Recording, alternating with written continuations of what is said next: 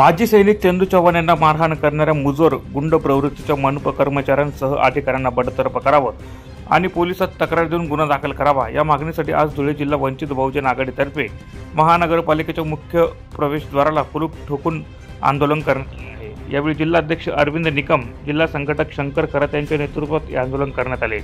माजी सैनिक चंदू चव्हाण याला धुळे महानगरपालिकेमध्ये आयुक्तांच्या दालनाबाहेर धरणे आंदोलन केल्याचा राग आल्याने अतिक्रमण विभागाचे प्रमुख प्रसाद जाधव, युवराज खरात आणि चौधरी नामक कर्मचाऱ्यांनी मारहाण करीत धुळे महानगरपालिकेच्या बाहेर काढले होते।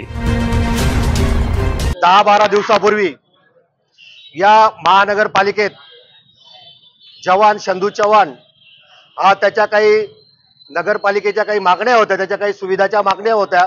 त्याच्या तो जिथं राहतो मोवाडी उपनगरात, त्या उपनगराच्या आजूबाजूला घाण होती आणि त्या घाणीचं निवारण करावं बुवा या मागणीसाठी तो या नगरपालिकेत आला होता आणि त्याच्या चंदू चव्हाण स्टाईलने त्याने या ठिकाणी आंदोलन केलं। ते आंदोलन करत असताना महानगरपालिकेतील कर्मचारी प्रसाद जाधव आणि एक खैरनार नावाचा व्यक्ती आहे, खरात नावाचा व्यक्ती आहे, यांनी त्याला मारहाण करून अपमानास्पद मारहाण करून त्याला इथून हाकलून लावलेलं आहे। ही गुंडगिरी, ही गुंडशाही या देशामध्ये, ज्या डॉक्टर बाबासाहेब आंबेडकरांनी या देशामध्ये घटना लागू केली, इथं प्रत्येकाला समान अधिकार आहे, इथं प्रत्येकाला आंदोलन करायचा अधिकार आहे, बोलायचा अधिकार आहे, सगळ्या गोष्टींचं स्वातंत्र्य असताना त्याला इथून मारहाण करून हाकलण्यात आलेलं आहे। या महापालिकेत गुंडांचं राज्य आहे का? यांनी गुंड कामाला ठेवलेत का? तर असे जर गुंड कामाला ठेवले असतील तर त्यांना सेवेतून बडतर्फ करावं आणि त्यांच्यावर पोलिसांमध्ये गुन्हे दाखल करावेत।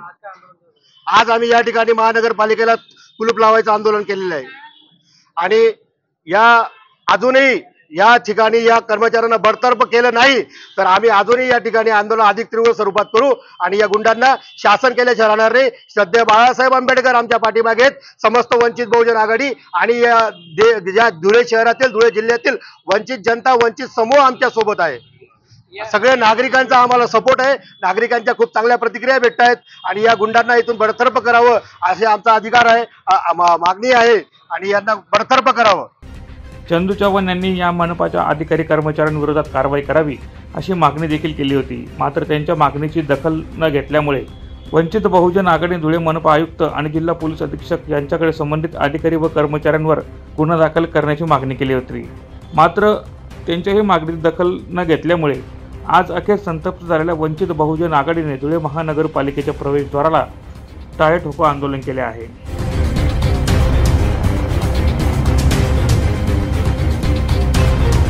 प्रतिनिधी रूपक बिरारी, माझा महाराष्ट्र न्यूज, धुळे।